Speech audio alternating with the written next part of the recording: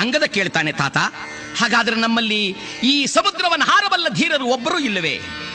ಜಾಂಬುವಂತರಂದರು, ಯಾಕಿಲ್ಲಪ್ಪ, ಅದ ನೋಡಲಿ ಕೂತಿದ್ದಾನೆ. ಮಹೇಂದ್ರಗಿರಿಯತ್ತ ಕೂತು ಏನು ಅರಿಯದವನಂತೆ ಗಲ್ಲದ ಮೇಲೆ ಕೈಯನ್ನು ಹೊತ್ತು ಕುಳಿತಿದ್ದಾನಲ್ಲ ಆ ಮಾರುತಿ, ಅವನೇ ಸಮರ್ಥ.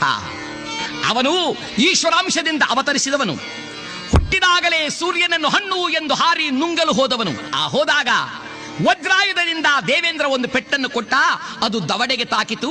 ದವಡೆಗೆ ಸಂಸ್ಕೃತದಲ್ಲಿ ಹನು ಎಂದು ಹೆಸರು. ಆ ಹನು ಅನ್ನುವ ಸ್ಥಳವನ್ನ ಮಂಥನ ಮಾಡಿದ್ದರಿಂದಲೇ ಹನುಮಂತ ಎಂಬತಕ್ಕಂಥ ಹೆಸರು ಪ್ರಾಪ್ತವಾಗಿದೆ. ಹನುಮಂತ.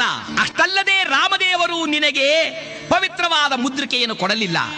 ಏಳು ಏಳು ಹನುಮ, ಈ ಲೋಕದಲ್ಲಿ ವಿಶ್ವರೂಪವನ್ನು ಧಾರಣ ಮಾಡತಕ್ಕಂಥ ಚೈತನ್ಯನು ಎಂದರೆ ನೀನೇ.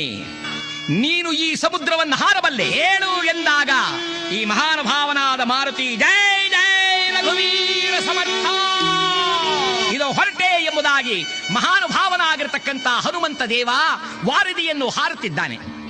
ಹಾರಿದ ಹನುಮಂತ ವಾರಿದಿ ಹಾರಿದ ಹನುಮಂತ